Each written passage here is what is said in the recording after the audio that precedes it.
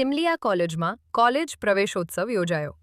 ઘોગંબા તાલુકામાં આવેલ Shri SP Patel arts college સિમલિયામાં BA પ્રથમ સેમેસ્ટરમાં પ્રવેશ મેળવેલ વિદ્યાર્થીઓ માટે કોલેજ પ્રવેશોત્સવ કાર્યક્રમ યોજાયો હતો.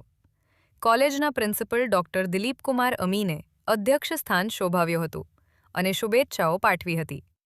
મુખ્ય અતિથિ તરીકે સાર્વજનિક કોમર્સ કોલેજ ગોધરાના પ્રિન્સિપલ ડોક્ટર શૈલેન્દ્ર પાંડે ઉપસ્થિત રહ્યા હતા. તેઓના વરદ હસ્તે નવીન પ્રવેશ મેળવેલ વિદ્યાર્થીઓને ગુલાબનું ફૂલ અને ચોકલેટ આપીને આવકાર આપવામાં આવ્યો હતો. તેઓએ વિદ્યાર્થીઓને અભ્યાસમાં ધ્યાન આપવા માટે, સખત મહેનત કરવા માટે, કોલેજમાં નિયમિત આવવા માટે તથા ઉચ્ચ આદર્શો અને શિસ્તને આત્મસાત કરી દેશના સારા નાગરિકો બનવા માટે પ્રેરણા આપી હતી.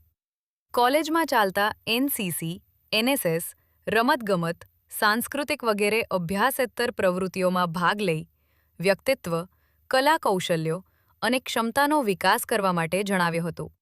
કોલેજના અંગ્રેજી વિભાગના પ્રાધ્યાપક ડોક્ટર હરિપ્રસાદ કામોલ દ્વારા કોલેજ પ્રવેશોત્સવ કાર્યક્રમનું સફળ આયોજન અને સંચાલન કરવામાં આવ્યું હતું. ગુજરાતી વિભાગના પ્રાધ્યાપક ડોક્ટર રામભાઈ મેઘવારે આભાર દર્શન કર્યું હતું.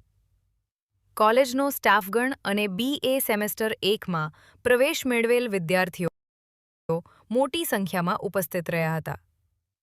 કાર્યક્રમ પૂર્ણ થયા બાદ કોલેજ કેમ્પસમાં વૃક્ષારોપણ કરવામાં આવ્યું હતું.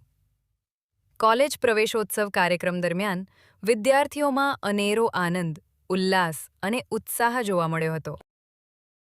કાર્યક્રમ આપણે અહીંયા રાખ્યો છે એ સમગ્ર વિદ્યાર્થી ભાઈ બહેનોનું અભિવાદન કરું છું. ઋગ્વેદની પંક્તિથી શરૂઆત કરું છું. આનભદ્રા કૃતયો યક્ષ વિશ્વદઃ. પંક્તિનો ભાવાર્થ છે કે let the noble thoughts come from all sides. એટલે કે બધા પ્રકારના ભવ્ય વિચારો બધી દિશાઓમાંથી આપણા સુધી પહોંચે. આ બહુ પ્રતિકાત્મક પંક્તિ છે. કારણ કે જ્યારે આપણે કહેતા હોઈએ કે બધા ભવ્ય વિચારો આપણા સુધી પહોંચે એનું મતલબ કે બહુ પ્રતિકાત્મક છે. કે તમારામાં કોઈ કુમાર્ગ ઉપર ચાલવાની તમારી હિંમત ના વધે, તમે કુસંસ્કારિતા તરફ ના જઈ શકો,